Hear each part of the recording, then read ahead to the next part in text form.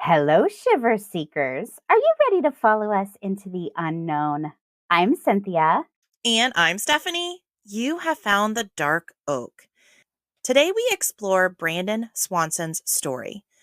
Almost 20 years after his disappearance, we still have more questions than answers. Come with us.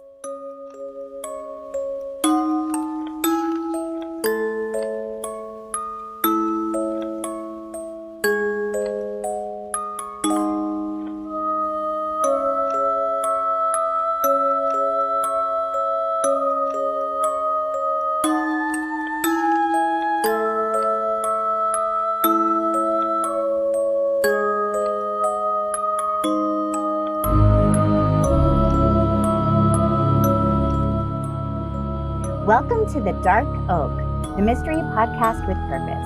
Each month for our charity, the Branch of Hope Foundation, we give a portion of earnings from our Patreon and sponsorships to a nonprofit related to the first episode of the month. To find out more, hang out to the end of this episode, check out our Instagram, the Dark Oak Podcast, or head over to our website, thedarkoak.com. Well, good morning, Cynthia. How was your birthday celebration? Oh, it was an emotional one, but I'm blessed to have been here another year, and I'm looking forward to what this year might bring. Did all the men in your life spoil you? They did, but my birthday actually fell on Father's Day, Right. so it was kind of a shared thing, but that's okay. That's all right. So Yeah. yesterday, the kids were gone for the day and my husband was at work. And so yesterday, Monday, I kind of used as my day because I had the day to myself. And I literally, Stephanie, did not get out of bed. So I don't know if that's a really good birthday or a really bad one, but it's what I did. It's like on Mother's Day, there's always that debate between mothers of, is this time that you want to spend extra time with your kids or like zero time with your kids? Right. So as just a celebration of you. Of course, it's you as a mother, but as women, we have so many different facets, so many different pieces and parts of us. So I'm glad you got to celebrate as a family and then also just have your own celebration of sorts. That's right. That's right. And listeners, I do want to just let you guys know, given everything that's been going on in our personal lives, Stephanie and I have been recording virtually for a few months now. And we are aware that our sound is maybe a little inconsistent. And so I just wanted to give a quick heads up that we are aware. So if our sound feels a little off, and some of you are wondering what's happening with our sound over here, we are aware, we are working on it. It's just a different scenario over here, having to figure out how to record virtually. We had a learning curve for figuring out how to record in person, and now we're doing the same thing with our virtual recordings. But we'll get it figured out. That's actually true. And the first part is we hate not being together. We had to cross that hurdle of realizing we're not going to be able to see each other face to face every week like we normally did. And then the additional challenge of technology has just been wonderful.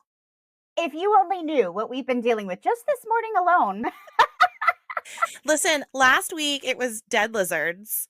This week it is plugging and unplugging what seem like 50 million power cords and sound cords. I don't even know the proper name for all the cords that we plug and unplug every morning, just hoping that something will miraculously start working. Yeah. I don't know. But hey, we're making it happen. We're figuring it out. Just know that if our sound isn't quite up to your standards, we're working on it. Yep, we'll get there. But I will tell you, our story writing is not lacking. We've got some good material here. That part we always provide. Yeah. And also, ourselves. Truly. Truly. Oh gosh. Well, Cynthia, I honestly cannot believe, here we are, Brandon Swanson. This is one we've talked about for quite a while. It was one of the original stories that I talked to you about when we were conceptualizing this podcast. This one is one that probably most of our listeners will have at least heard some coverage on before. This is just one of those big hitting cases that just got a lot of attention. But Stephanie, you've had so many requests for you to cover this case that we just felt so compelled to bring it. And it's such a fascinating case. Like, this case is wild. Well, it really is. And I'm so glad that you brought up the requests, because when we really started getting into writing these cases, I felt like this case had already garnered a lot of attention.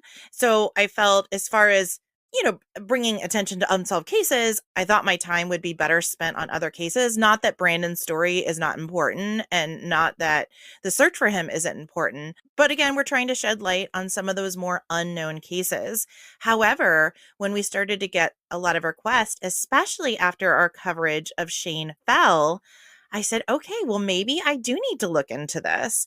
And I'm going to tell you, Cynthia, I am so glad that I did. I am very intrigued as to what you're going to bring, because you may have given me a little bit of a hint that you may have found some information that you had never heard before. I think my direct text message to you was, I'm researching Brandon Swanson and I am shooketh. Yeah. And then she wouldn't tell me what that meant. Because she's like, nope, I'm going to save it. I'm going to wait. I'm going to see if it's information you've heard before. So I'm really, like I said, intrigued to find out maybe some things I've never heard about this case. I don't know that I'm going to bring anything that's completely earth shattering, but I do feel like the presentation of the facts can change what you think happened in this case. After researching it myself and putting things more in perspective, I have a different idea or a different thought of what happened to Brandon than I did originally. So I'm not saying this is necessarily going to change your opinion, but I think knowing about alternate theories is really important. Absolutely. Absolutely. As we've discussed so many times, some of these hard hitting, highly covered cases have these rumors that kind of follow them, and then they almost become known as fact. And it's not always the case. So yeah, I'm really excited to hear what you have found here. Well, this story is rife for those kind of rumors, and I'll do my best to point them out as we go, things that have been reported incorrectly or things that are repeated as common knowledge, even though I never found it in the reporting anywhere. So I'll try to point those out as we go. And again, I'm interested to see if this changes what you think about what may or may not happen to Brandon. Brandon Victor Swanson was born on January 30th, 1989, and lived with his parents, Brian and Annette, in the town of Marshall, Minnesota. Marshall is a small town almost 3 hours west of Minneapolis. It's almost at the border of South Dakota, to give you an idea where he lives. So this is extremely rural, pretty rugged terrain. This was considered a farming community. Almost everywhere you look, and trust me, I've looked on Google Maps quite a bit at his location, it's all farmland. It sounds beautiful. It really is, but in a lot of ways, it's barren. I think it would depend on the time of year. So if you're at the end of summer, just before the harvest, I think it would look like a lush wonderland. I think if you're in the winter or early spring, it would look desolate. It really goes by the agriculture. Now, Brandon was born legally blind in his left eye. At the age of 15, he started working at a grocery store, and not too long after, in 2006, Brandon was convicted of a DUI. Because this was his first offense, or possibly because of his blood alcohol level, meaning the alcohol in his system was under a certain threshold, Brandon was able to maintain his license, which, as everyone knows in this story, may not have been for the best, knowing what we know happened to Brandon.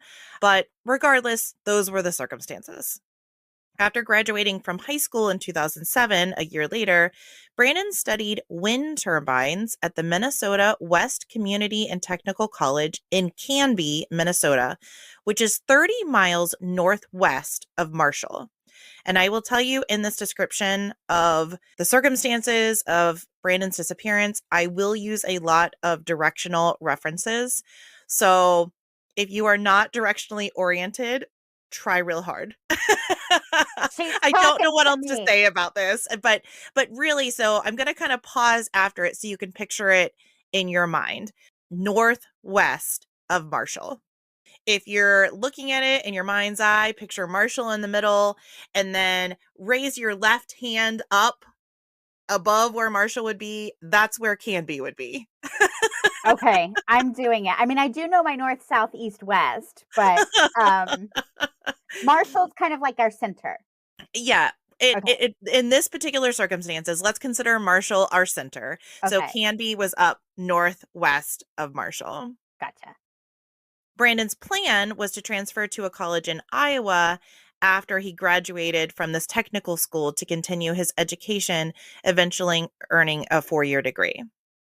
Now, while going to school in Canby, Brandon was still living with his parents in Marshall, meaning he was extremely familiar with the 30-mile drive from Canby to Marshall and back. So this would have been something he was doing almost every day.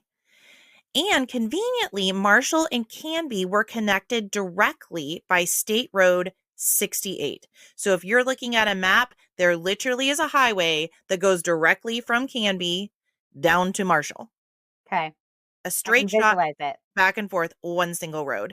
There are some other exits along the Sure. road, but it is a straight shot back and forth. So you're not going to get lost. You should not get lost, and there's not a lot of traffic in this area either. So we're talking about a very simple, easy to navigate 35 to 40-minute drive. Now, on May 13th, 2008, 19-year-old Brandon was celebrating completing his second semester of college. Now, this was the last day of classes before summer break, and Brandon and his friends all wanted to make the most of it. I mean, don't you remember being 19 and finishing your classes? The world was your oyster. Oh, yes. Wow, what I would give. To be able to make bad choices and not even know they were bad when you were I making them. know. Don't even think twice about the consequences. Man, I miss that. Right. Well, that day, Brandon left his parents' home in Marshall in his Chevrolet Lumina at about 6 p.m. to drive to his first get-together of the night. And this was a small gathering of 5 friends at a home in the town of Lynd. And Lynd is just south of Marshall. Again, Canby is up north. Lynd is just south, like a 10-minute drive. So not even really another town. It's just close to Marshall.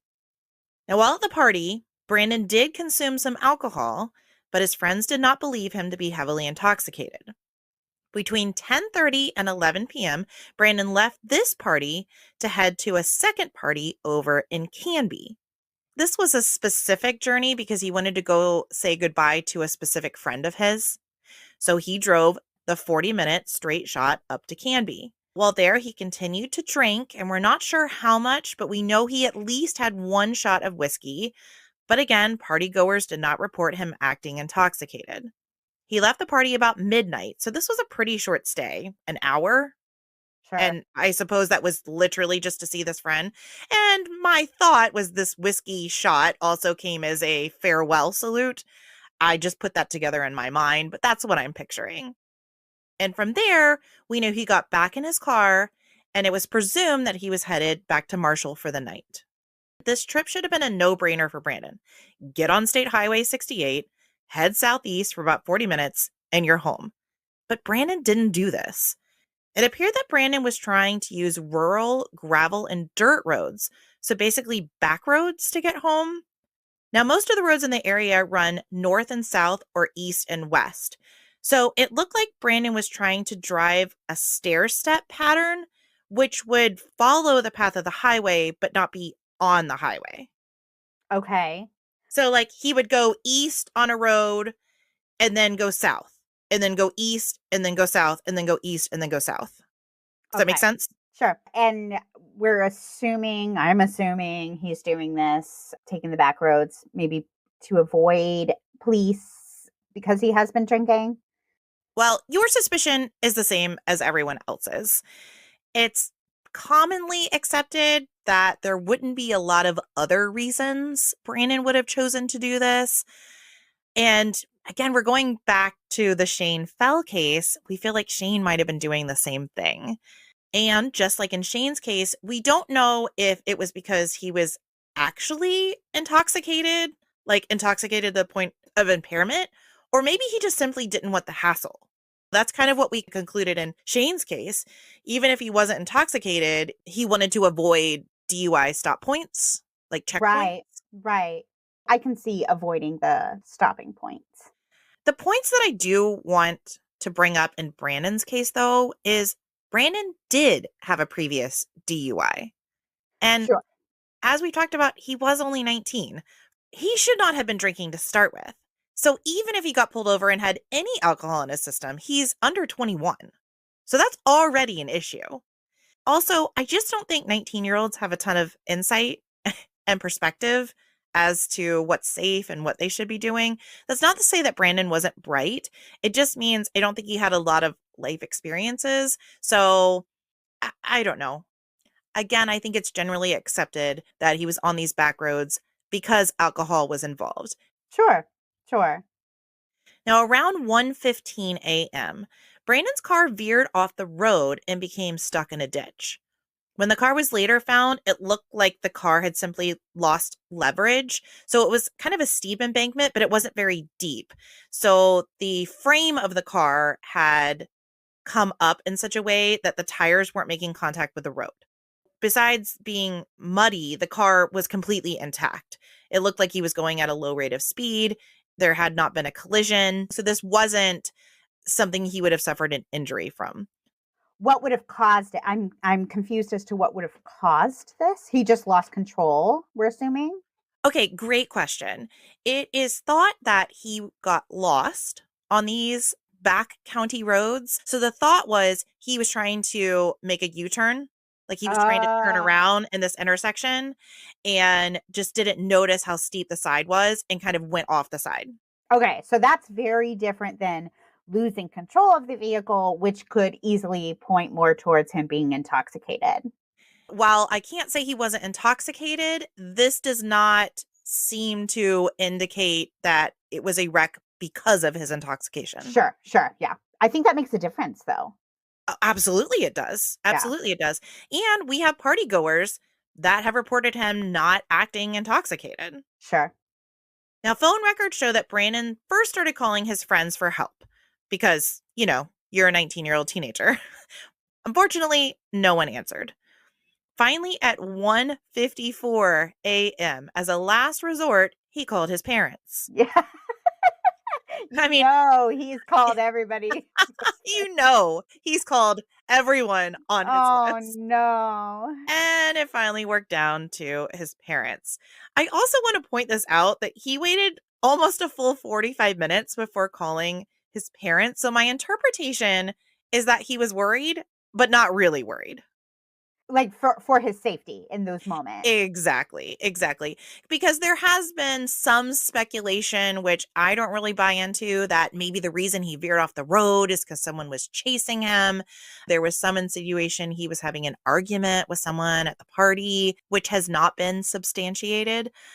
But to me, this does not indicate it was some high speed chase where he fell off the road and then waited 45 minutes to actually get someone to help him. No, it doesn't seem that way to me at all. It just seems like he probably really didn't wanna call his parents. Call his parents. Well, and who would?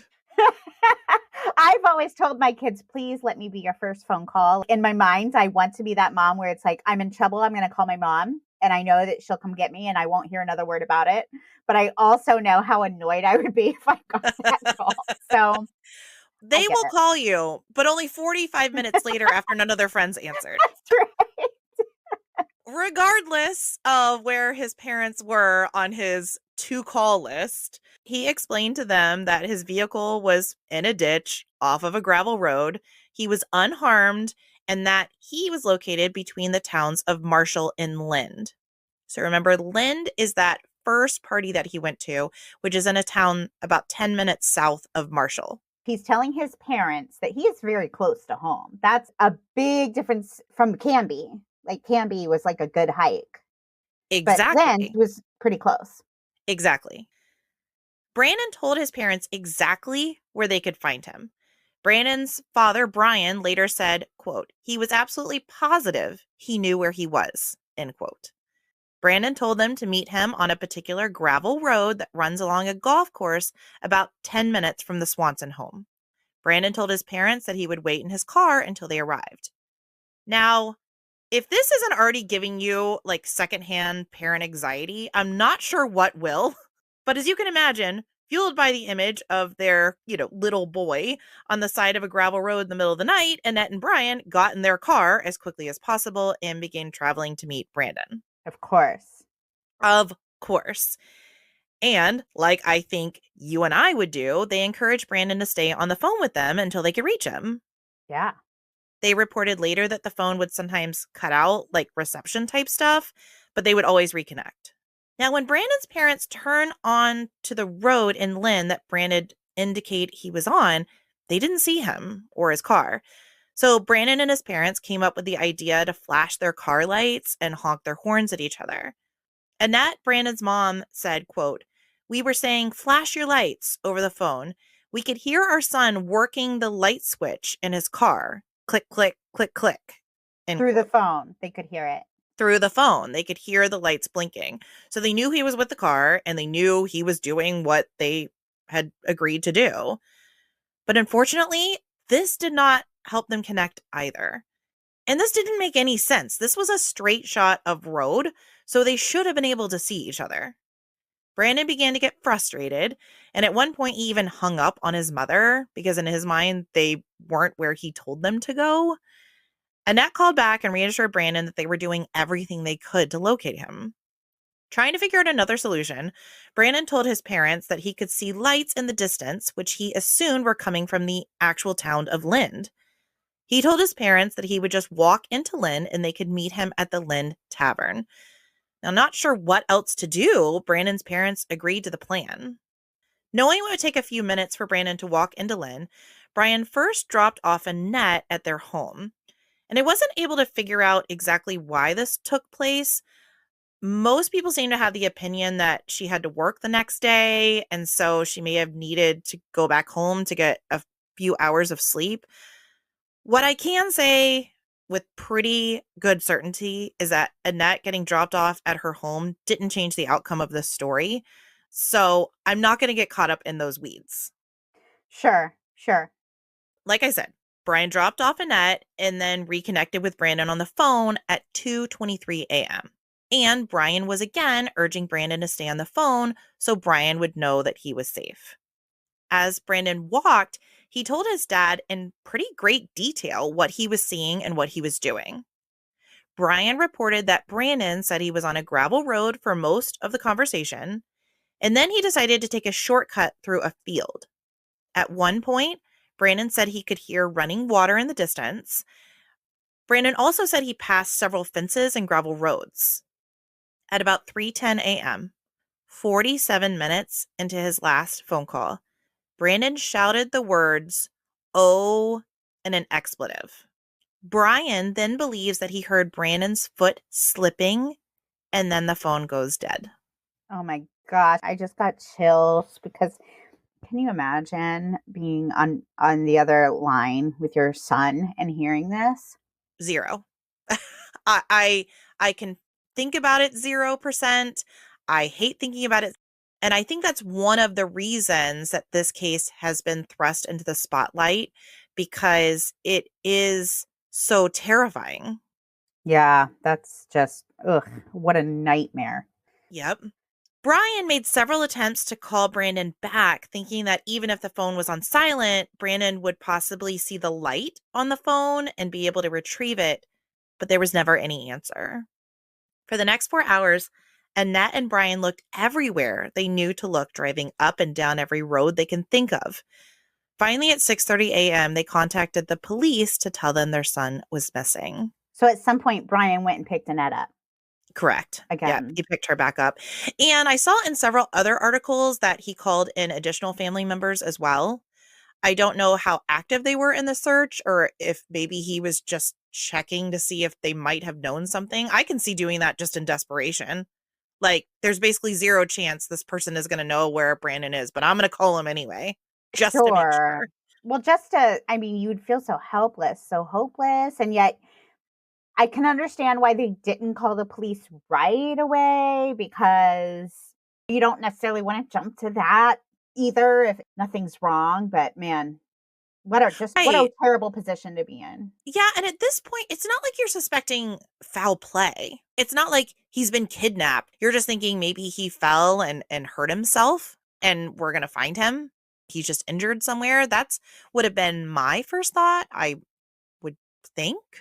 I can see their 3 to 4 hour delay in contacting police. I don't think that's unusual considering what they knew at that moment. Right. Unfortunately, though, the police were not immediately helpful. Annette remembers being told that her son has, quote, a right to be missing, end quote, as he was a legal adult at the time of his disappearance. And the police appeared to believe that Brandon was willingly missing. He did have a right to be missing, but this is a different situation. This isn't he just didn't call his parents for a day or two. And Well, this is he screamed an expletive while on the phone with his dad, who is looking for him. He's asking his dad for help. He says he's in the right. middle of a field. You're not going to call your parents for help, but also be trying to run away from them. Right. Not the situation here. Silly. That's silly. Eventually, the police did believe the Swanson story and decided to track Brandon's cell phone to see if they could locate either Brandon or his car. The data shocked everyone. Everybody realized Brandon was nowhere near where he thought he was. Well, my guess is that he's going to be up near that second party that he went to. Bingo! At 12:30 p.m., Brandon's Chevy Lumina was found in a ditch about 2 miles southeast of Canby. So instead of being a few miles south of his home, he was actually only a third of the way to his home from Canby. Which, given everything we've already discussed, he should absolutely have known, which to me implies that maybe he really was under the influence of something that got him confused. I think that's a fair assumption. Now, the police confirm that the car was, in fact, stuck in a ditch in the condition that I previously explained. Not at a high rate of speed, no evidence of foul play, no evidence of an injury. Simply, the tires weren't contacting the road. And this was the Lumina car or the Lumina van? A Lumina car. Okay. It appeared he ended up driving down a minimum maintenance road for a while. And again, we are talking rural. Like this road was actually a field road between two large crop fields. And I think that's when he got to the end of that road at the intersection, he decided he wanted to turn around and go the opposite direction. I just think he was just confused. I imagine all these little farm roads look the same. They're all just gravel roads. Well, and I will say this. So we have a location near us where we are here in Florida to get from where we are to this other little town called Sanford. This is what I'm visualizing. And there's a road, 46, that take us directly from where we are to this little town, Sanford. And I've traveled that road my whole life. And yet at nighttime, when I have to travel that road, I can get confused as to where I'm at. Even though he was very, very familiar with this road and this area, I do wonder how often did he drive it at night? Now he's 19, so he may have been driving it at night all the time. Like I try not to go out at night. But I will, that changes. That does change the perspective a little bit. I think you raise great points. I think things look different at night. But I also want to remind you, while he was familiar with the State Highway 68 route, he did not regularly take these gravel roads. So this was not a familiar route for him. Right. Yeah, true. Even better point. He really wasn't familiar with this. I feel like he should have known what town he was in. The large disparity there is shocking. I mean, it truly is shocking. I get more into some insider knowledge a little later in the episode that may help explain why that happened, but I will tell you no one knows for sure. Now, police found that the driver's side door was open and the keys were missing from the ignition. Now, the keys being missing doesn't surprise me. The door being open is a little unusual. That's very unusual. If you're going to walk away from your car, you would close the door. Unless We're talking about somebody who doesn't even know where he is. So if he is highly, highly intoxicated, and I'm not saying he is, but if he is, well, that could explain a whole bunch of strange behavior, right? Yes. Yes, absolutely. I do want to point out here too, I have heard it reported that his glasses were found in the car because remember, Brandon had a prescription he wore very regularly because he was legally blind in one eye. His eyeglasses were not in the car. He did have them with him What? because okay, so you have heard this reported as well, right? That his glasses were in the Stephanie, car. Stephanie, They I were not in just the car. listened to.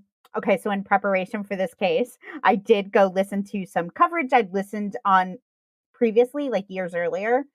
And that was one of the big points that they talked about how strange it was he left his glasses behind when he was legally blind. So he had his glasses with him? He absolutely had his glasses with him, and his eyeglasses have never been recovered. Why did they get that wrong? This one podcast I listened to talked about it for like a good 45 minutes. I'm not sure. I have never seen it reported anywhere that I would consider like a credible source. I mean, I suppose there's a chance I'm wrong, but no, his eyeglasses have never been recovered. So the only weird thing about the car, in my opinion, is that the door was open. I think that's strange. But there was nothing else about the scene that looked strange or suspicious. Yeah, and even like I said, even the door being open is not maybe that weird, again, under the assumption that he is intoxicated. Right, right. Because maybe he just got out, he was on the phone with his dad, and he's walking around, and finally he's like, "You know what? I'm just gonna walk to Lynd. I see the lights. I'm just gonna walk to Lynd." And at that point, he's already forgotten he left his door open. You know, Right, right. I mean, I can totally see that because again, he's in the middle of nowhere. right, And search teams reported that when they put themselves in his shoes, like stood where his car was and said, okay, let's try to orient ourselves to where he would be. What could he see in this moment? What could he see based on these conditions? And they said there were random lights around, like in the distance, and the only glow they could see was from a town called Porter. I can imagine Brandon walking down this gravel road, like kind of wandering away from the car, searching for something. And like you said, at that point, he's already forgotten the door's even open and he right, just goes. We know he was getting frustrated. He wasn't getting found. He was so frustrated, he hung up on his mom. right, So he's clearly not thinking clearly. And I don't know if that's just the angst of a 19-year-old teenage boy or if that indicated, intoxication, whatever that is. But we know he's not his best self right now. I think we right. can say that. Now, official search and rescue teams, so outside of our own novice conclusion about his mental state, have chalked Brandon's disorientation up to a combination of 5 things. 1, fatigue. It was the last day of school, and this was 1 a.m. the next morning. At least mild intoxication. Remember, his blood alcohol was still rising after he left Canby from that shot of whiskey. He was only there an hour, even if he had had the shot at the very beginning of the evening when he got there. So if he had the shot at 11, he left at midnight, meaning that shot was definitely still increasing his blood alcohol level. Right. He was on unfamiliar roads, as we said. While he was used to traveling that route in general, he did not take those specific roads. There was also the fact that all the intersections look relatively alike. Most of these tilled fields on either side of his car had very few landmarks. They're just a field. That's it. And number 5, he was possibly distracted. Well, just being a little concerned about the fact that he, at that point, was probably confused. Even if he didn't realize quite how lost he was, he is like aware that I think I'm here, but yet this road looks different. And I hear, oh, I missed my turn. I'm going to turn around. Like he's aware that he is a little turned around, I would imagine. I think So, so too. I yeah, think so too. Now, as far as saying he was in Lynd, this part was really interesting. Officials believe that when he realized he had traveled down a minimum maintenance road, remember that field road I was describing? He conducted what is known as a transderivational search. he searched his memory for another minimum maintenance road that he knew and came up with the gravel road that lies along a golf course between Marshall and Lynd, with which he was familiar. Wow. Okay. I've never heard of this before.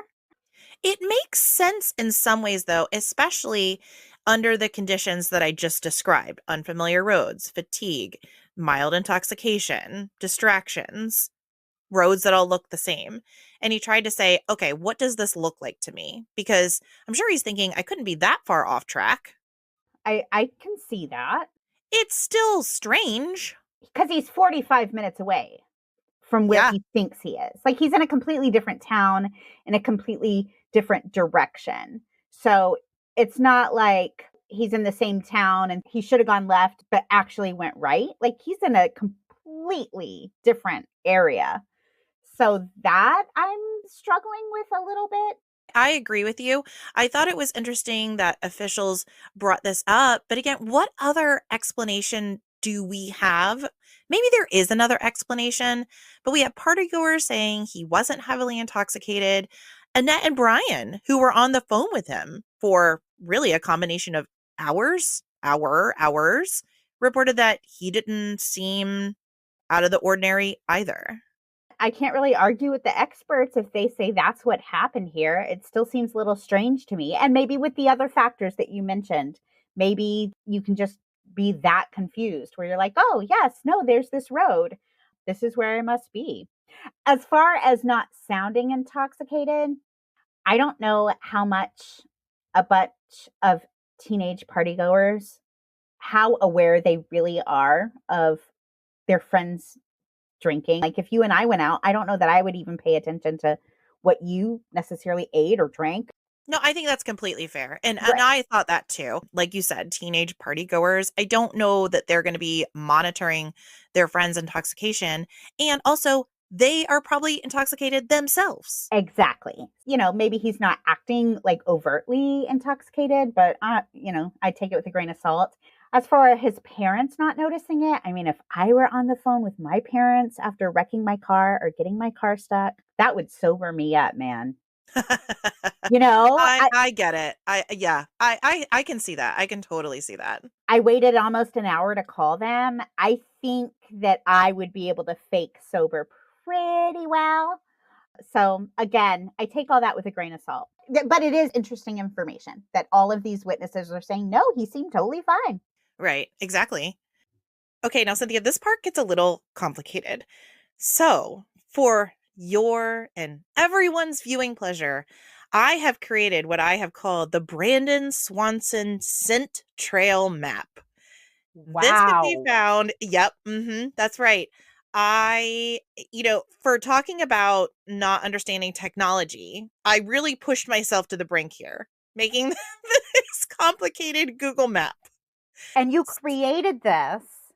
I did. So you are viewing it right now, I'm looking at this right now. and it will be up on our social media. It is a Google Maps view of the terrain where Brandon disappeared.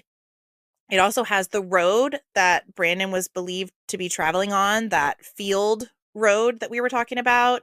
It has the location where his car was stuck. You see the intersection there. Yep. Then there's the scent trail indicated by the dogs. And then there's the infamous Yellow Medicine River that everyone talks about Brandon falling into. And then there's the field that Brandon cut across, including the farm, the abandoned farm that he cuts across. And then it shows which direction he's headed, which we believe was towards the town of Porter. There's a purple arrow kind of pointing up to Porter. And that's the direction where the lights would have been coming from. So we believe that's the direction he was following, thinking that he was going into Lynd. Okay. And I see a little red square. What is that? So that little red square, and you can Mhm. kind of zoom in on it, but that red square is the abandoned farm Okay. Okay. that he wound up cutting across. And this is the one, and I'll kind of detail all of it, but to give you an idea, remember when I said he was traveling along a gravel road and then he remembers crossing over some fences? Yes. That's where the fences are, Okay. that farm. So this was really, really helpful to me to understand all the pieces of the search for Brandon and where he might be, I was able to obtain an incredibly written missing persons case study compiled by search and rescue expert Jeff Haas on Brandon's case. Search and rescue became a huge component in Brandon's case for a few reasons. Firstly, there is a lot of ground to cover, like literally. If you're looking at that map, that's only a snippet of where they think he could be. It's also because we are talking about a very rural area, meaning that officers and detectives really rely on search and rescue operations to perform many of the manhunts in the area. They simply do not have the manpower to do it, even if they wanted to. So from the very beginning, emergency support services took over the majority of the search efforts for Brandon. Which is actually a really great thing because these are experts in this area. Correct. So one of these experts compiled basically from beginning to end what we know about where Brandon was, what we know happened the night of his disappearance and the morning of his disappearance, what we know happened during the first day of searches, and then we know happened in the subsequent weeks of searches. And these were very detailed, and they were again, it's a case study, so some of it was in paragraph form, but there were many pieces of it that were like bullet point outlines of brainstorming sessions. Where do we think he could have gone? What could he have been looking for? And these are the same people that I told you they kind of went out to where his car was found and looked around to see what lights they could see. Sure. They walked around because Brandon reported hearing the river. They're like, how close do we have to be to the river to hear the running water? So I am not a professional map maker, but I wanted you to see those things that I think are really important to understanding what could have happened to Brandon. So if this map doesn't make sense to you, please don't come for me. I'm doing my best. It made sense to me, and hopefully it is helpful to a few of our shiver-seeking listeners as well. Well, it's really helpful to me. And I know you're going to get into where he went and dive into this map even more. But like just looking at the path that you made to show where Brandon walked, it looks like he kind of just went in this almost like a U shape. I'm assuming following the road. It explains why he told his dad, you know what, I'm going to cut through. Exactly. So if you aren't aware, all of what we call our episode extras, so that's anything that we think would add value to a case, is on our Instagram page. So you can go to the Dark Oak Podcast, find episode 112, Brandon Swanson, and this map will be under the cover page or cover picture, if you will. I do think that this is helpful. Yeah, I agree. Thanks for making it. Oh, well, all in a day of podcasting. That's right. What can we not do? So I'm going to go into a few more details about the map. So if you're looking at the map, on the right-hand side of the map is a purple line. That is that field farm road that we thought he was driving down. He's driving west when his house was located to the east. And by his house, I mean his house in Marshall. So clearly he's disoriented at this point. And I think when he gets to the intersection, he figures out I'm heading in the wrong direction. So he tries to do a U-turn or turn the car around, and that's when he falls into the ditch. Okay. I see that. Yep. From there, looks like he gets out of the car and, again, flashing his lights in an area 40 minutes away from where he sent his parents. So no one's going to see him. He decides to walk south on a gravel road. Then he walks west on a gravel road. At some point, Brandon is interacting with the river based on what the scent dogs indicated. One of the dogs jumped in the river and then jumped out. So again, this is the trail that the scent dogs took. It doesn't mean that Brandon took exactly this route, but I think it's fair to say it was pretty close. So I'm not sure if he fell in the river. Maybe he was able to walk over the river. And I guess I should describe the river. So this is a river/creek. And this river is very dependent on the amount of rainfall they have received at the time. At the time of Brandon's disappearance, some of the areas of this river were as deep as 10 feet. Wow. Okay. So a lot of rainfall. Yet, within just a few days, it had dried up to only about 3 or 4 feet. And there are times of the year where it dries up completely. So it's not consistent to say this is a raging 10-foot river. There are areas that are very diminished, and then there are areas that are very deep. I don't know exactly those areas where it shows he crossed. He possibly just could have walked across. Sure. And I've been in rivers like what you're describing. I can visualize this. And you can cross even little rivers that are 10 feet deep in places. There's rocks, there's downed limbs often. Like if you wanted to cross, you probably could. Right. And again, if you look at that purple arrow up in the left-hand side, that's the direction he's trying to go. That's the city that he believes is Lynd. We know at this point it's the town of Porter, but that's the direction that he sees the lights. So you can see his path. He's trying to make it over there the best he can, the quickest he can. Sure. So he's following these gravel roads. And at one point, he tells his father, I'm going to cut through this field. Now, that yellow line takes us into the red square, which is the abandoned farm. This field was still in use, but the farmhouse itself was not in use. So that doesn't mean that there was a bunch of abandoned equipment or abandoned wells or things that would have been extremely dangerous for Brandon. And actually, the scent trail, as you can see, goes well past the farm and keeps going and stops just shy of another gravel road to the north. Maybe it's just the coverage I've heard of this case. I have not heard many people acknowledge that the scent trail doesn't end at the river. Right. I have heard that it's believed that Brandon ended up potentially in the river, but also one of the other theories is potentially he ended up at a farm, hurt in a field somewhere, something happened on a farm. But yeah, this trail goes far beyond a farm that you Yeah, have here, which right. means he either would have had to double back or somebody got something wrong. Yeah. And this part to me is the interesting one. This is the part I'm going to loop back around to towards the end of this episode because it fits in with one of the more rarely explored theories. So just kind of keep that in your brain. Now, the search for Brandon included not only trained search dogs, but also 100 volunteers and air surveillance.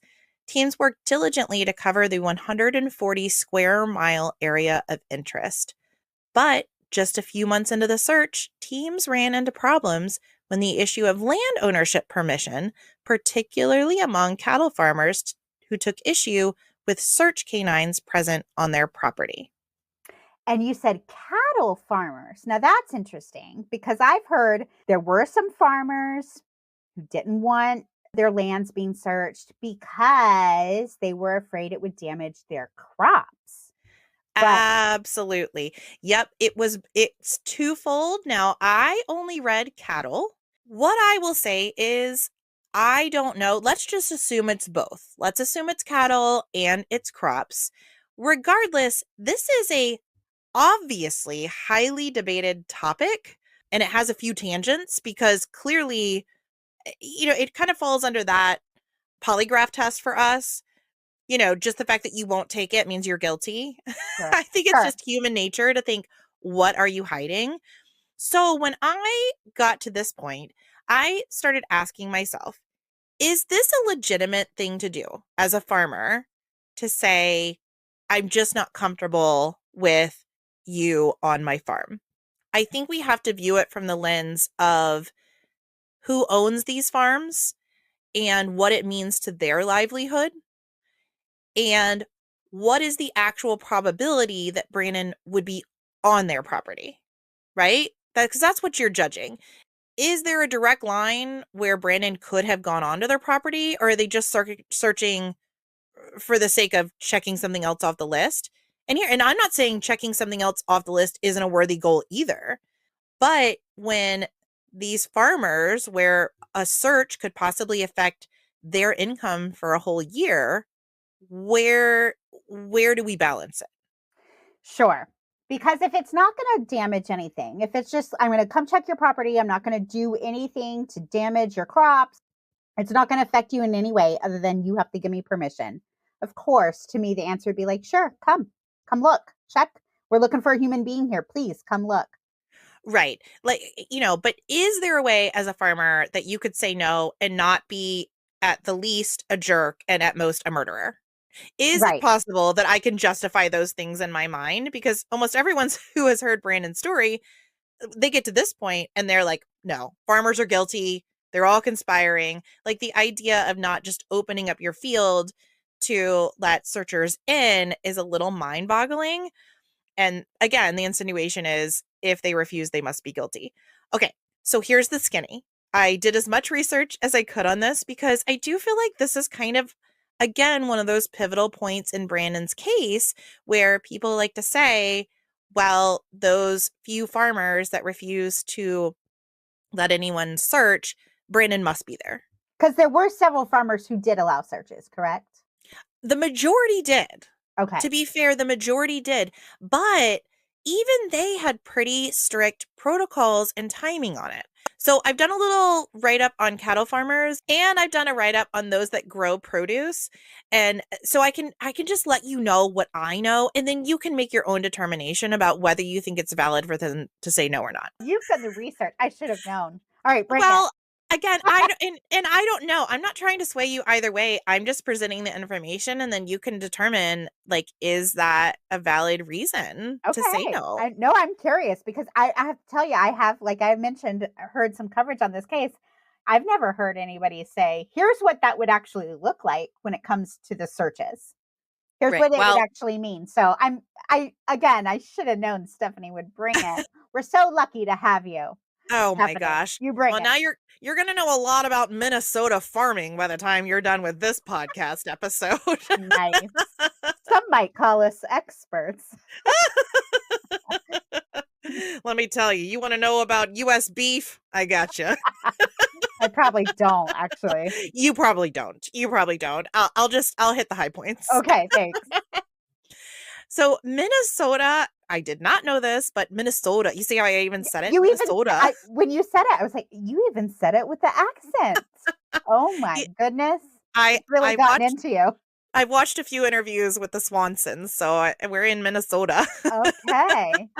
Minnesota has a thriving cattle farming industry, ranking 10th nationally in cattle production with 2.42 million head of cattle. Wow. That's a lot, right? A lot of cows. There are over 20,000 cattle farms in the state of Minnesota, with 97% being family owned. Okay, so that means like people are literally feeding their families. Feeding their families and also selling beef to large consumers. So a lot of the beef that you probably buy at your grocery store, at least in Minnesota, came from a local owned farm. Right, but the fact that it's like family owned, like this is like their livelihood. It's their livelihood. They are exactly literally living off of this. Yes, so literally and figuratively, that is how they are feeding their families.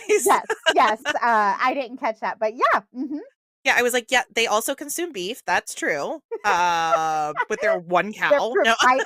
They're exactly as you said. Literally and figuratively is how I meant it. But yes, absolutely. And also literally, which is how I took it, which I'm like, well, yeah. So if you think about it, 20,000 farms, 97% of them family owned. So this means small operations. Right. Minnesota also produces about 3% of the U.S. beef supply. That's like a lot of beef. It is a lot of beef. So cattle in Minnesota is a big business and a big family-owned business. So can a search actually interfere with cattle production? And the answer is maybe. In Minnesota, cattle breeding typically occurs from late spring to early summer. And remember, Brandon disappeared in May. The specific timing is influenced by the desired calving season, because obviously, depending on what month you breed, you calculate out gestation, and that's when the calves will be born. So many producers aim for a spring calving season between March and May of the following year. Okay. This means breeding would take place in late May through July of the prior year. Wow, they're pregnant for a long time. How long are they pregnant for? Almost a full year. Yeah, it's like 9 or 10 months. So, I mean, so we're talking like an entire year. Like if you miss it, you miss it. You're out. Yeah, I foster pregnant cats. So I'm thinking like 6 weeks. They're not rabbits, Cynthia. That's 10, different. 10 months makes more sense, I guess, now that I think about it for these giant mammals. But it also Right. explains why it's like such a big industry because what they have one, two cows at most. They may have two in a year, like if they had twins, like they don't. But I Oh, think you mean each individual cow? I each was like, well, I think individual farmers may cow. have more than 2 cows. No, This isn't Noah's Ark. They may have 2 more, but you're talking each each actual cow. Yeah. each mother So cow. I love how I'm just not connecting with you today. It's the You it's the filming virtually. It's the recording virtually. and listen again, I'm a cattle expert now, so it's a pregnant heifer, Oh, Cynthia. yes, it is. It's a heifer. Yes. So the heifer typically would only have 1 calf. So don't you know? Oh my gosh. I'm just going to move right into Minnesota. Yeah.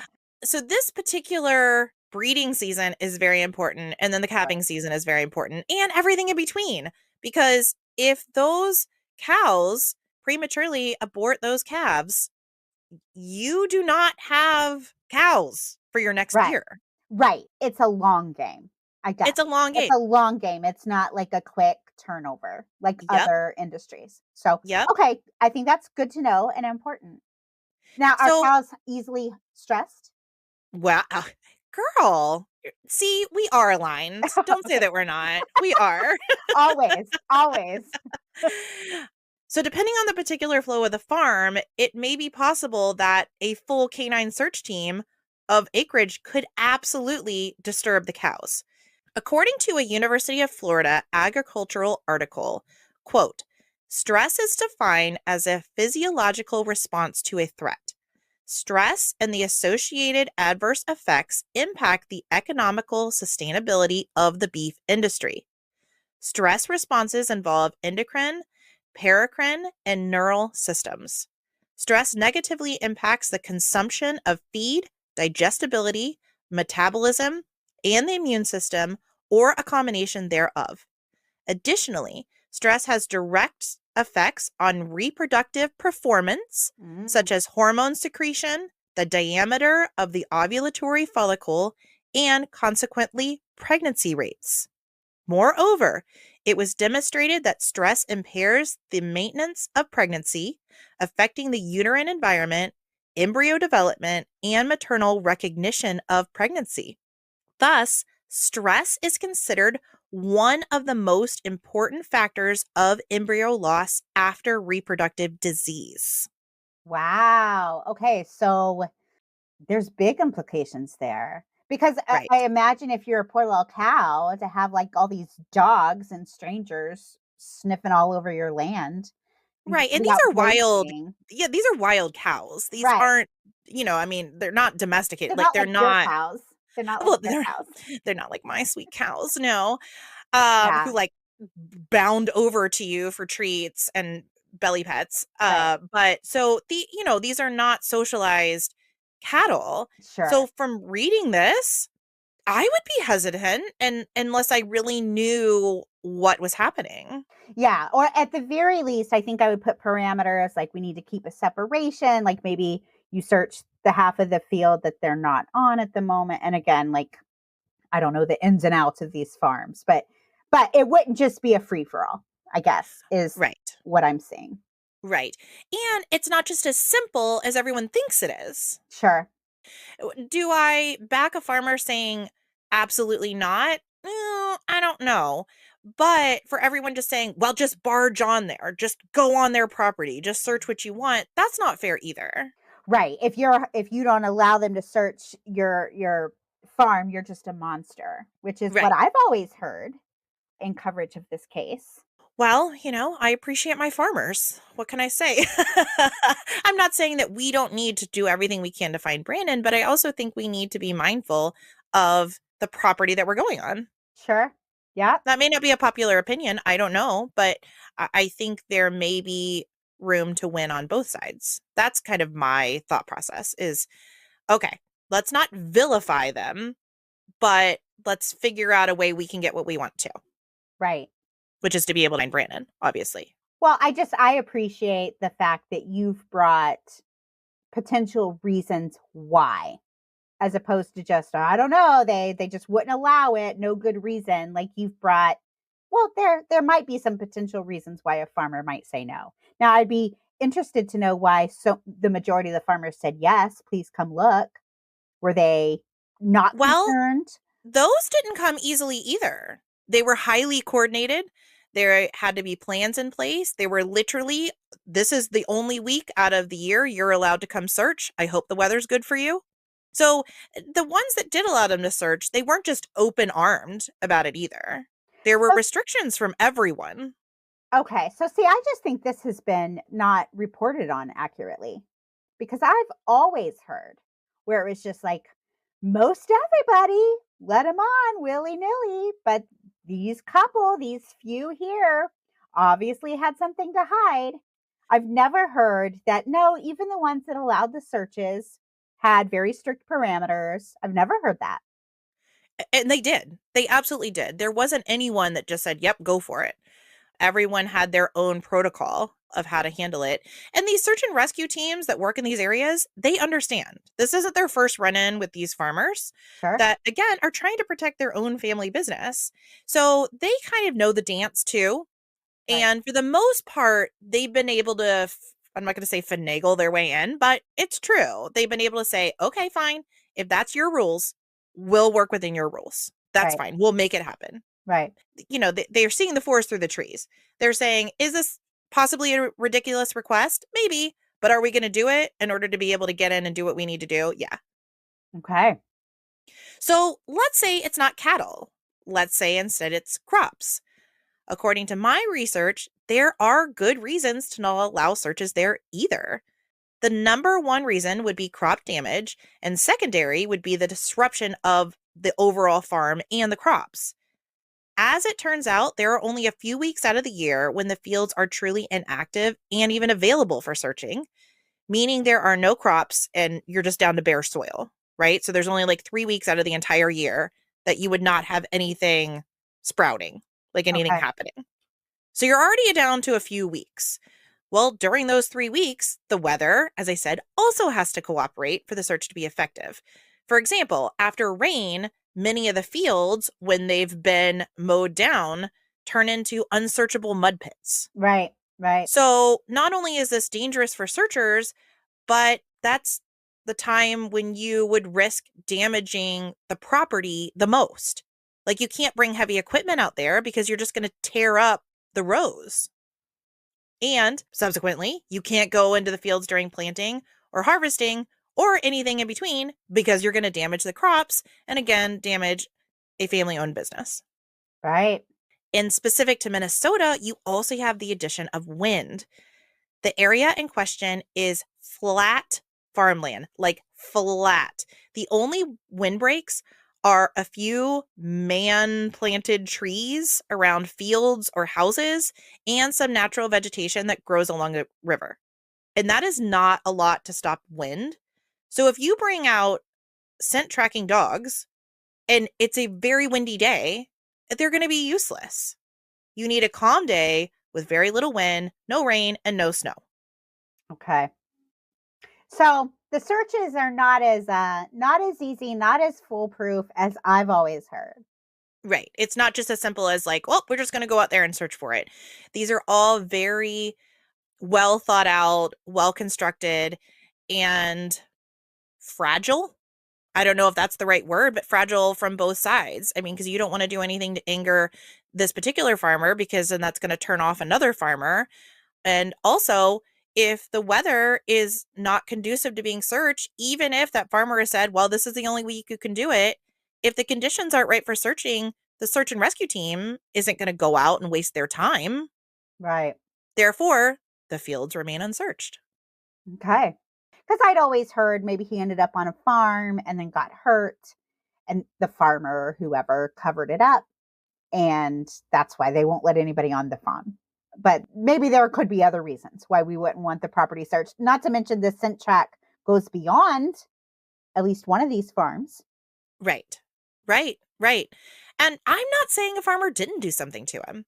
I'm just saying, I think the fact that he's been missing almost 20 years now, we possibly need to look at some other theories. Sure. That's where I am. So, in the end, I don't know exactly where I land here.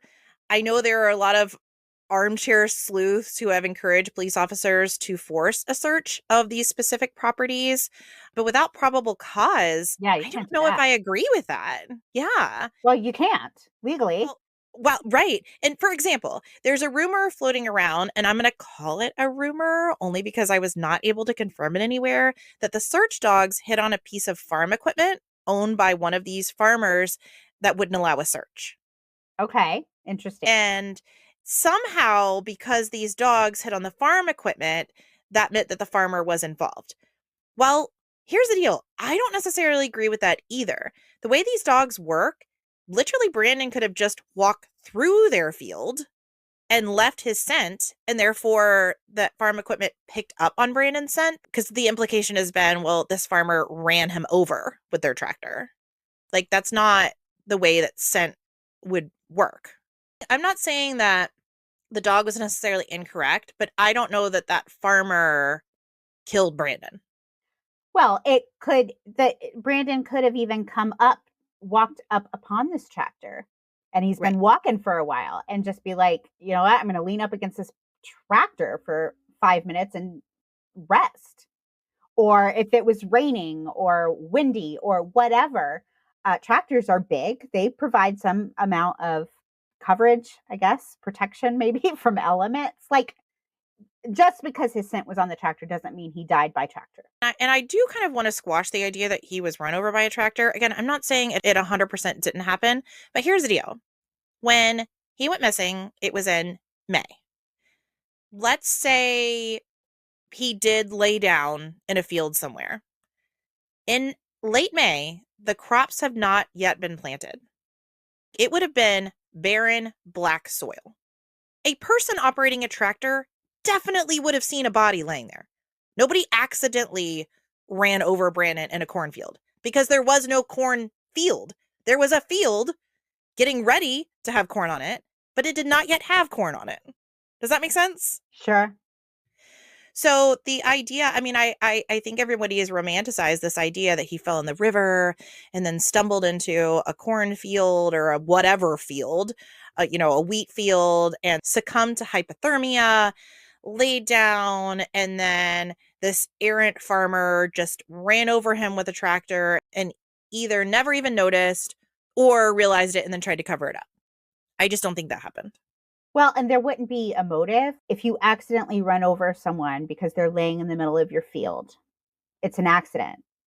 And so, And unless Brandon, you were doing something wrong, I don't know that you'd be in trouble anyway. well, and Brandon, I mean, I hate to say this, but farming is dangerous. Right. Farmers, farm hands, children, they have all been killed by farming equipment. Right. And children laying in a field. Yeah, you could get really hurt and you can get very dead by doing that stuff. So, yeah, farming accidents happen. And I'm with you. I don't understand the motive somebody would have had to cover it up. No. If you're just a farmer plowing your field.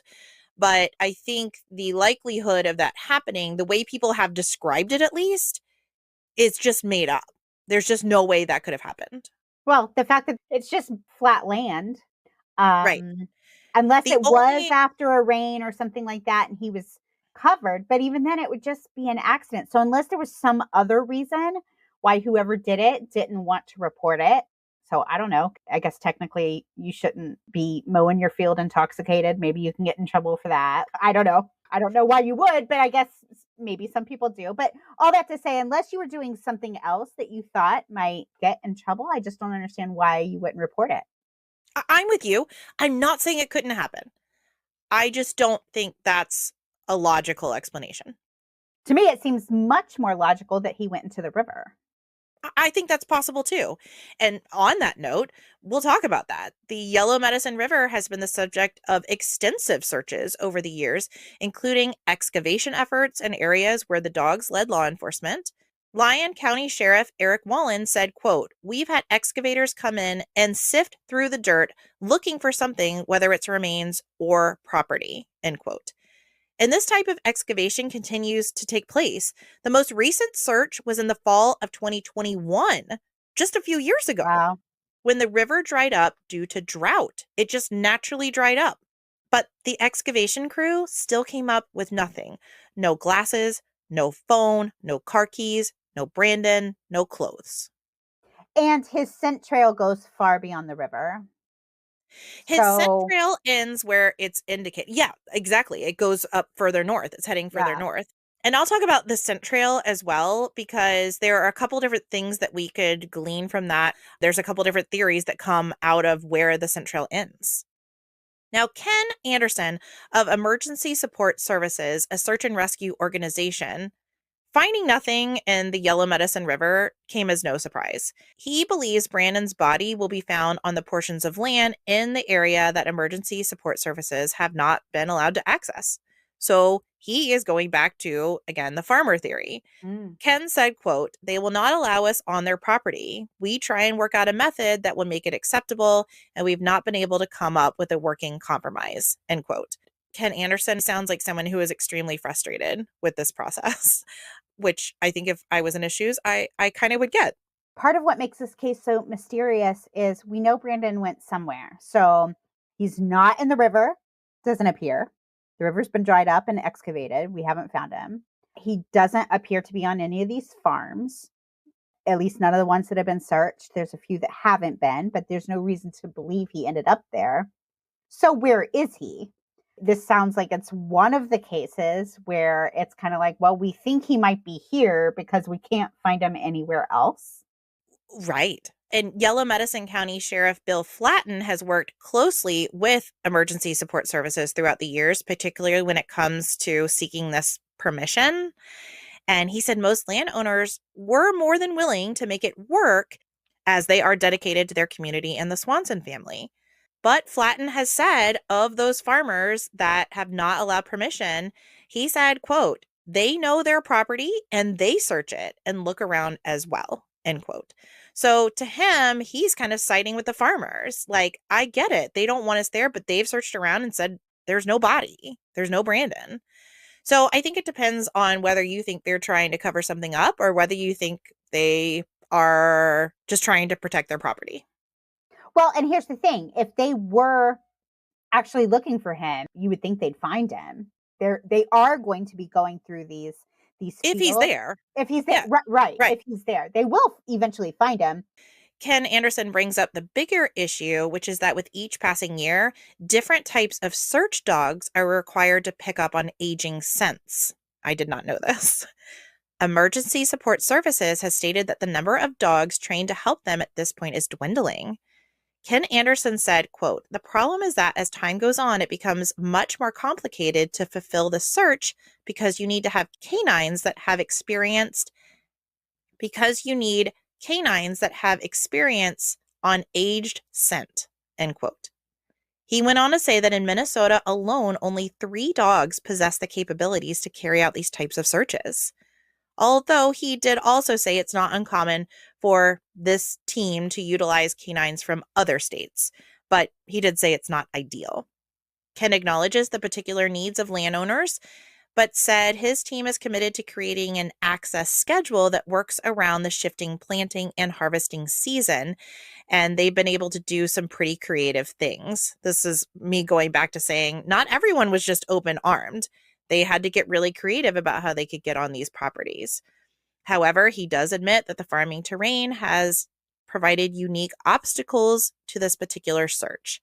He said, quote, "The farmers pretty much have this thou shalt not between this time and this time, and we still work it out as best we can, but it has exacerbated our search abilities," end quote. Well, and at this point, we're going on 20 years, like Yeah. almost 20 years. Yeah. So I can see being more open to the idea of a search soon after it happened. But now, almost 2 decades later, you still want me to open up my property? On the law enforcement side, investigation tips continue to slowly come in. Many tips revolve around the events leading up to Brandon's disappearance, including claims that he was involved in an argument at the time he went missing. Remember me insinuating that, like, possibly he was being chased? I just don't really think that's the case. And all law enforcement has gone on to say is that those tips have not led to a break in the case, which I get it. Maybe he wasn't a fight. Maybe that was part of the distraction that helped him get lost. But whatever it was, I don't think it was directly related to his disappearance. Doesn't sound like it to me. No.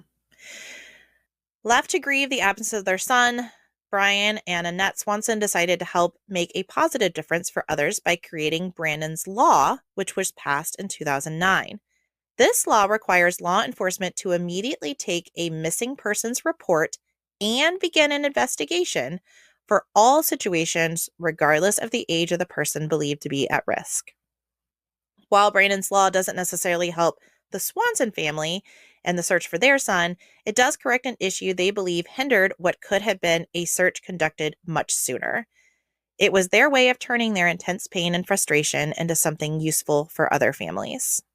It's always so amazing to me when a family in the middle of their own grief can make advancements to help other people. It doesn't change anything for them. It doesn't bring their son back, but it could potentially help other parents when their child goes missing. I just think what an incredible gift. I don't know. That's just so amazing to me. Agreed. Totally agreed. So I've told you everything that I know. So now we can talk about some theories. I think a big theory is, and I think most people believe, that he fell in the Yellow Medicine River and drowned.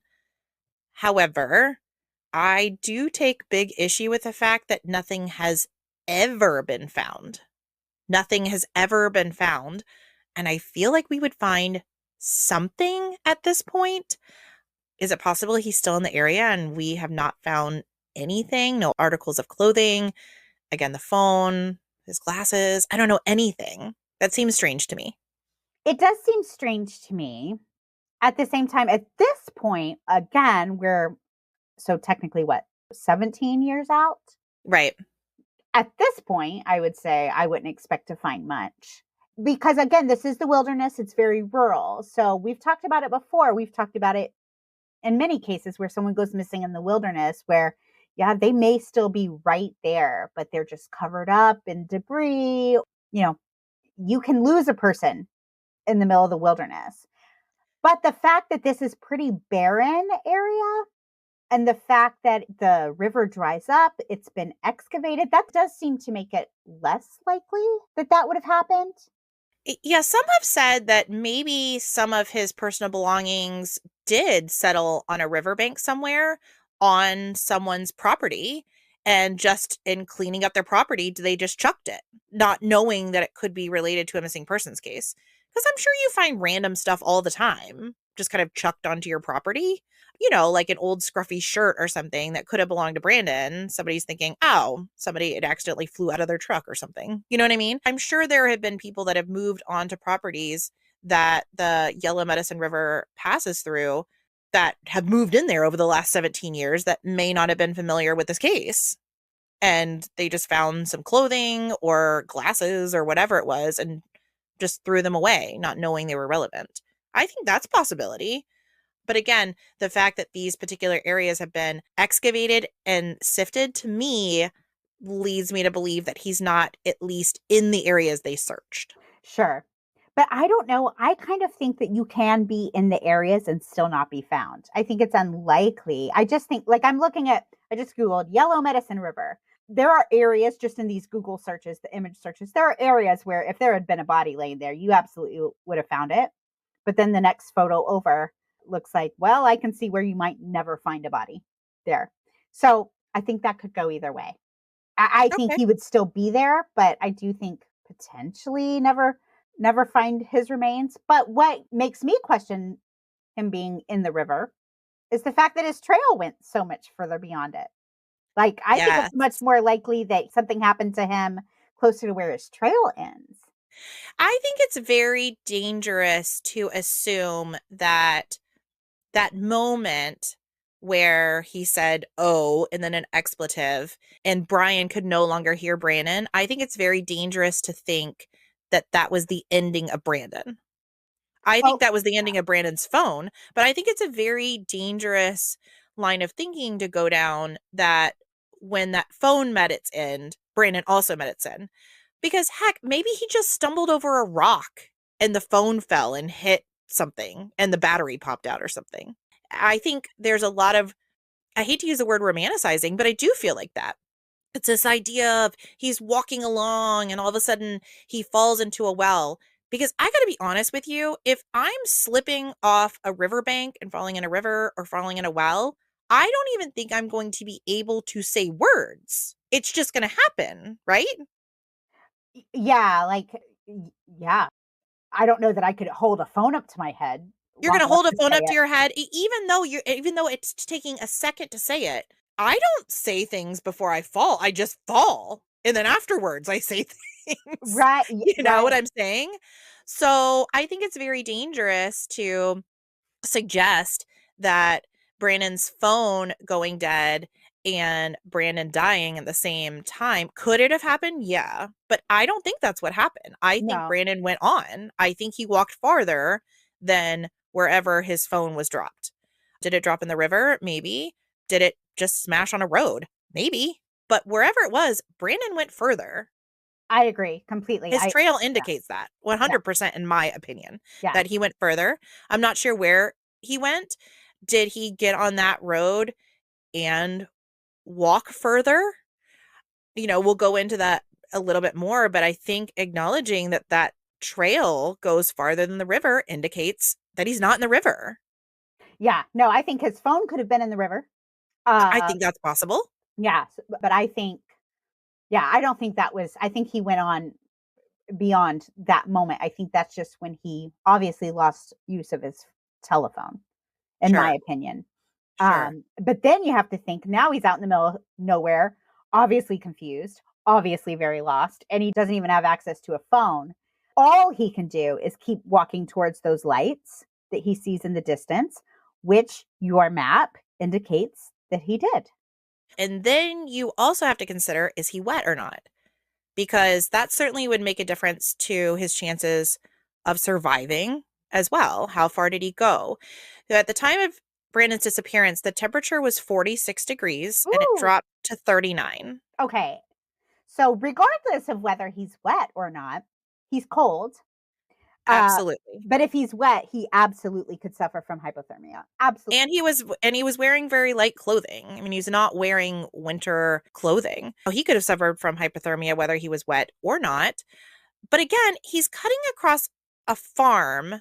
Like if he was wet, wouldn't you take shelter somewhere? You know what I'm saying? I would if I were freezing, if I were like to the point of I think I'm going to die out here. I'd be Wouldn't you knocking on a try to go door. in? I Yeah, would. I'd be knocking on a door. I would be hiding in a barn if I had no other option. But that's if I absolutely think I'm dying or something. Otherwise, I would be trying to head towards civilization so I could get home. But if sure. that is not an option for whatever reason, it's just too far away, or I don't have the strength or whatever, my second choice would be looking for shelter but getting help. You can't just sit in a barn for days either. No, but for a night, Right. Yeah. you know, Yeah. there are some that think his sudden disappearance is an indication that possibly he fell into an abandoned well or a cistern, Eee. which is possible. After reading the search and rescue report, I will say there were not a lot of wells and cisterns that were not enclosed. Minnesota started passing a lot of regulations concerning open wells for good reason. So most of the wells in the area were in buildings. So it's not something he's just going to fall in to a Mhm. well specifically. Now, cisterns had been around for a long time. Typically, there were pumps that would pump water into a cistern to make it more readily available for cattle or for farm purposes. And some of the old ones had been covered up with wood, which certainly can rot over time. However, in that particular search area, there just weren't any that seemed like a possibility, that seemed like he could have fallen in them. So searchers have said, yeah, absolutely. Could there be one that we're not familiar with? Yeah, maybe. So again, is it possible? Yes. Does it seem likely? Not really. Well, you would think they would have found it. They would have found Right. a well, or they would have found a cistern with broken, rotted wood. that looked like Right. somebody had just fallen through. Right. You'd have So found again, they haven't searched everywhere. And the ones that they know about, there was no disruption. But it could explain why Brandon has never been found. So it does fit that part of it. right. And I guess the only other thing is, okay, if I'm a farmer and I don't know what the laws are or what the rules are, I've heard that places like this, you're required to take certain safety precautions, cover them up, do whatever. So, say I'm a farmer who believes Brandon fell into a well on my land, then I may not want people finding out about it because maybe I didn't do what I was supposed to do to bring that up to safety standards. But that's a Okay. stretch. That's a stretch. It just I popped can into my mind. I can absolutely see that. Yeah. Is it a stretch? Yeah. I mean, talk about like this has to happen in order for this to happen and this to happen and this to happen. But is it possible? Yeah, Right. sure. Okay, let's go back to the scent trail. Now, the dogs stopped just short of the road. In all fairness, dog handlers have said that the dogs could have simply been tired. And in this case, I think it was one single dog. This dog tracked Brandon's scent from the car to the river, up past the abandoned farm, to that road, over 2 hours and 3 miles with no breaks. Well, of course the dog was tired. Poor baby. Of course, the dog was tired. And dogs, apparently, especially bloodhounds, they have what's called a nose time. It's where they just are fatigued. Their noses simply cannot do it anymore. And thank goodness he could go as long as he did, quite honestly. So, what searchers have said is just because the scent ended there does not mean that Brandon ended there. It could just mean the dog timed out. The dog could not go any further. Okay, but in that scenario, can we not bring the dog back on another day or bring in another dog or try again? For whatever reason, it was not done. Okay, Um, not and helpful. well, not extremely helpful. I'm not sure why subsequent searches were not done. And maybe they were, and the dog just wasn't able to pick up a scent. Sure. That could happen too. Even over the course of a few days, environments can change. Well, and or maybe he made it to the road or almost to the road and got picked. I don't know how close almost to the road means. So I don't know if that means he I could mean, have we're gotten talking picked like up. feet, we're talking feet shy. So he Okay. certainly could have been picked up. So he could have been picked up. Because And this is another thing I think is very strange. The morning Brandon's car was towed, so it was towed when it was found, mhm. the road was graded within hours of Hmm. Brandon's car being found. Well, that could affect a trail for sure, a Sure. scent And trail. But also, for those that are like conspiracy theorists about these farmers, dang, that fits into your theory really nicely, right? Of like, let's cover this boy right up. Let's I grade that road. So, no trail and no footprints, nothing. Everybody has said it was coincidence, and maybe it is, but man, wouldn't how it have to unfortunate. be? Wouldn't it have to be coincidence? I mean, that's done. Who does that? That's not a privately done thing, is it? It's like It's not. It's not, but I it's mean, still there's weird. those things are scheduled. I take that as like just how unfortunate. Yeah, How an unfortunate unfortunate hack. Yeah. that it reminds me of like the Derek Ingebrigtsen case where he went Yes. missing and Oh, and then the snowplow. the snowplow came. Even the Yuba County 5, I Yeah, think they true. plowed just before the men came. So I think that to me sounds just like really bad timing. Of course, Great if you points. are a conspiracy theorist, then That's that could kinda add where fuel I to the am. fire. But I would tend to think that's more just how unfortunate, really, How unfortunate. And because I who think knows that's what we lost. right. Well, and maybe a lot based on what I'm seeing here. If that road was graded, maybe the dog wasn't able to overcome it. Maybe it disturbed the scent enough that dog wasn't able to pick it up. I don't know. But just like in the Derek Ingebrigtsen case, what's to say that Brandon wasn't accidentally hit by someone while walking on the road and they tried to cover it up? We've talked about all these different theories. Like, is it possible that the one person that stopped to help Brandon or to help Derek was a bad person? Now, to me, that is almost always a higher chance than the whole "I know what you did last summer" thing. To me, the whole "I accidentally hit you. And then instead of calling for help or reporting it, I hide it. To me, that's always a stretch. I'm sure it does happen from time to time, especially if you're driving intoxicated or doing something else illegal and then you kill somebody. Like, I can see the reasons why, but to me that just always seems so out there, that theory. Granted, in this rural area, the chances of anybody being out there at this time of night is not great. However, there were local taverns around. Maybe Right. someone else was drunk driving and accidentally hit him and then hid them in the farm or something. But all these are stretches because, again, we don't have a lot else to Right. go on.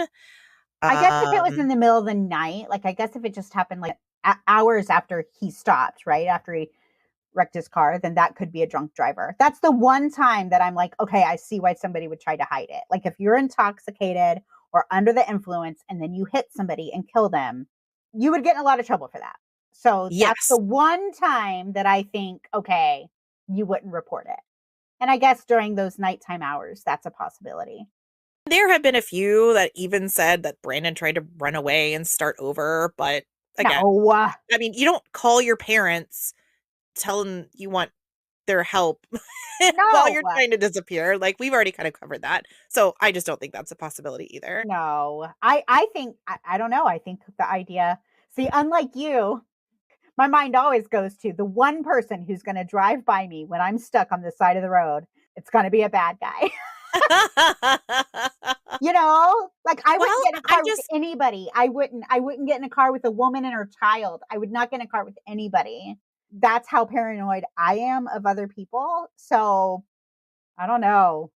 The fact that his scent ends at the road. and I think it just depends. Like, do you think that that was because the dog couldn't go on any further? Or do you think it's because he got in a vehicle? Or do you think it's because they graded the road and the scent was lost? I don't know. I think, based on the fact that they have not found any evidence of him in these areas that they've searched, I do believe that maybe he got in a car with someone I think he could have and gotten in a car with somebody. and they took him to another location, and that's why we have never found him. Right. I do. I think there is a possibility. I'm not saying that's for sure what happened. I just think it's a theory that whenever I hear the stories of Brandon Swanson, I don't ever hear this as a viable theory, and I think that it is. I don't think I've ever heard it as a viable theory. I've always heard he's in the woods, he's on a farm, or he succumbed to hypothermia and they've just never found him. I don't think I've ever heard the theory that he made it to a road and potentially met with foul play or was picked up. But to me, that is the most likely thing. Could the dog have gotten tired? Yes, of course. But that's kind of coincidence that the dog just happened to get tired right at a Exactly, at the road road. I where somebody would agree. pick him up. I agree. I think if it had been in the middle of the field or in the river or something, I'd have been like, well, okay, but went to a road and just stopped? Yeah, this is where I'm going to stop. Exactly where a car would have come to pick him up. Now, I think the road being graded could potentially affect I that think so smell. too. I But think that could absolutely affect it. if he kept going, Right. you walk Right. across the road. Um, Right. I guess unless maybe he just followed the road from that point on. And he could have. He absolutely could have. There's nothing to say that he was like, man, that getting off the old beaten path didn't really work out for me. Right. I'm just running into fences and a creek and other structures in my way. I'm just going to stick to the main roads. And then possibly someone picked him up or someone hit him Yeah. or he succumbed to hypothermia and he's in a gutter somewhere. I think that's still a possibility too. I'm not saying it isn't. However, with the amount of publicity this case has received and the amount of searches that they have done and continue to do, I just think that we would have found some evidence of him being there. Yeah. I think I agree with you in that we're not looking in the right place. Right. Like he's Right. probably not there. Now, there have been, I mean, different sections of search and rescue have branched out. There is a particular team that is still continuing to look for him up near Porter, like north of Porter, Mm. like miles away from where his car was found. But they believe there has been evidence or there have been witnesses that are credible enough that they believe he's up near Porter. So I don't know if that means they think he walked miles or that someone picked him up and took him there. Well, Um, I think that's interesting. I mhm. don't see why he couldn't have made it up there. I mean, something happened to him. He met with something bad somewhere along the way, either a bad Well, person or an injury, something. right. And there are some bodies of water up near Porter that they're searching. And they've always said, oh, we're just chesting around here. But I'm sorry, if he winds up in a body of water up in Porter, I think someone killed him and dumped him there.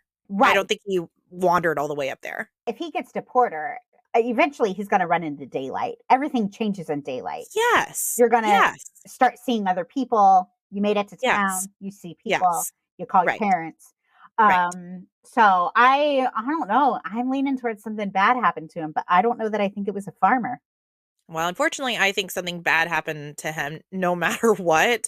But I'm with you. I don't think it was a farmer. And I don't Or think he's in the river. or if it was a farmer, it had nothing to do with him walking through their land. It was just a serial killer farmer. Or someone intoxicated coming home from a bar, because Yeah. this would have been like 3:30 a.m. I have to kind of retract my previous opinion because normally I think the whole, yeah, I hit somebody and then covered it up. Normally I just find that so far fetched. Given this scenario, it might be a little more likely, I do think, because of the timing. Because you wouldn't be expecting to see a person walking along the side of the road. If you're No. intoxicated, I can see this happening and then obviously wanting to hide it. Yeah, given the scenario. So So there you have it. I certainly am not sitting here in this chair proclaiming I've figured it out, but I think there are some theories that I don't think get enough attention. do you think we'll ever find the answers to this one, or do you think this one will be forever lost? Because I feel like there might be potential that his remains will be found one day. I think so. I think that's a possibility. I don't think it's super likely. I mean, I think we've covered other cases that are much closer to the brink of being solved. I think we could figure out what happened to him. I think it's unfortunate in this area that there's not a huge law enforcement presence just because of the population of the area. So there's not going to be any like heavy hitting investigation going on. Say it was just a terrible, terrible accident and a farmer hit him or did something. You don't know that we'll find out. As wild as that is to say, I don't know because there just aren't enough boots on the ground to figure it out. All that being said, search and rescue has not lost sight of the goal here. They are continually pounding pavement. I mean, think about that. The river dries up in 2021 and they're like, let's search it, guys. Let's go. That's I mean, amazing. it's incredible. So I know there are people that are not going to let this die in their lifetime.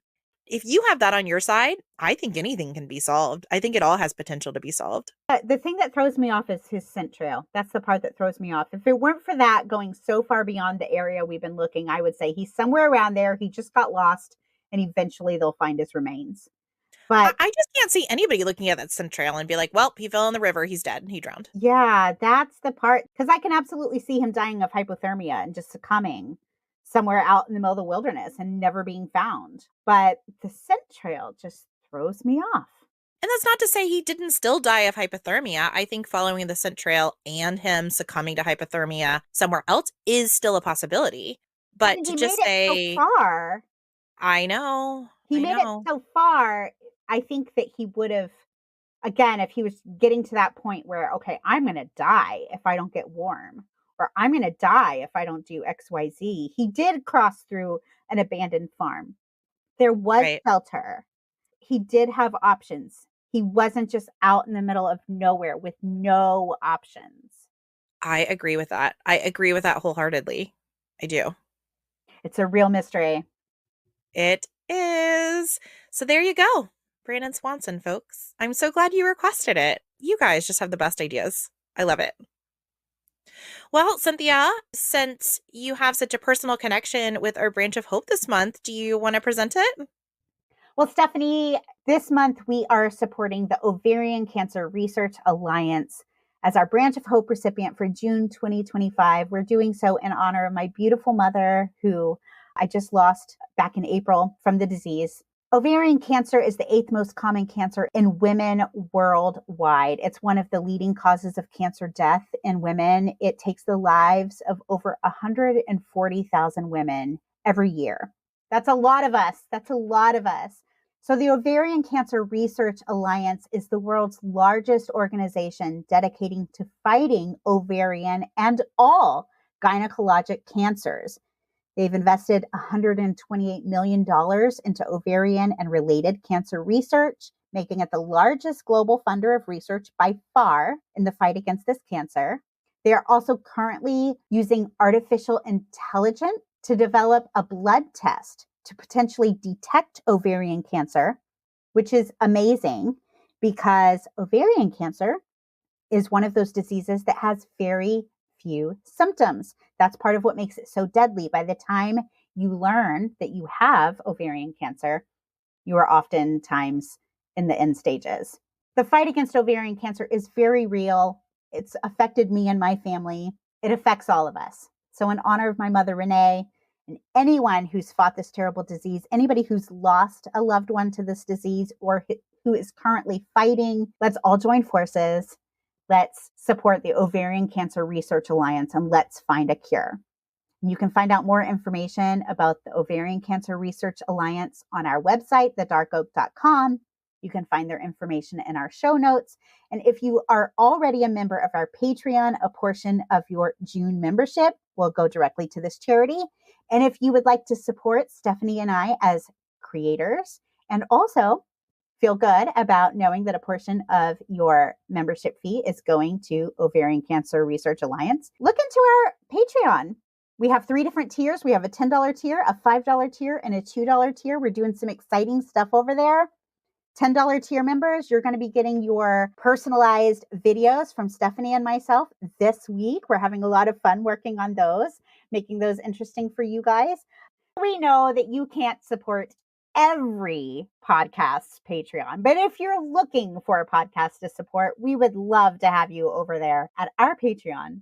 Very well said, Cynthia. And that is true. We know that times are tight. We know that you can't support everyone, but if you would keep us in mind, our little podcast that could, we would really appreciate it. And, Cynthia, you talked about the Swanson family doing something amazing in their grief. And I think that you and your family are doing the same thing. You're doing what you can by spreading awareness about this disease. And we're doing what we can to support your family as a whole and other families that are going through it. So you're trying to bring some kind of purpose out of your grief as well. And I just think that's just so wonderful. Well, it's what my mom would have wanted. I held it together this whole time. I'm very aware nothing will ever bring my mom back. But if I could stop one other person from losing their mom like I did, man, I'd love to do that. So one day we'll get there. We will. Okay, sweet friend. Thank you so much for presenting that today and for humoring me on this whirlwind of a case. And I think you're bringing our case next week, right, Cynthia? Okay, so I'm working on one. But Stephanie, this one literally happened like 10 minutes from you and me. 10 minutes. Talk about local. Well, that is terrifying. Do I know any of these people? Maybe we should talk about that before you present the case. And also, it's a former classmate of ours. No. Oh, perfect. Wait. Yeah, no, this one's really, really close to home. And the funny thing is, I just happened upon it. I was listening to another podcast and they started talking about this case and they said, and it happened in Leesburg, Florida. And I'm Leesburg, Florida. That's us. So yeah, then I was definitely. Like, okay, we got to talk about this.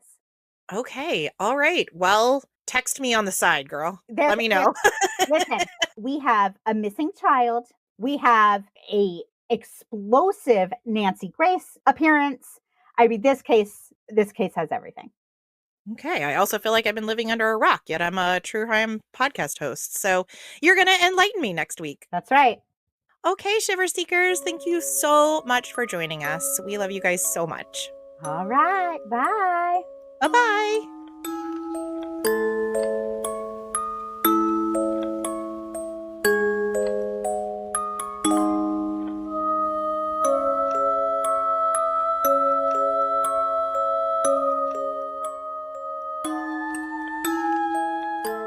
This episode of The Dark Oak was created, researched, written, recorded, hosted, edited, published, and marketed by Cynthia and Stephanie of Just Us Gals Productions, and made possible by you, our shiver-seeking listener. Special thanks goes to Justice Himes for our incredible artwork and Ryan Crete for our amazing music.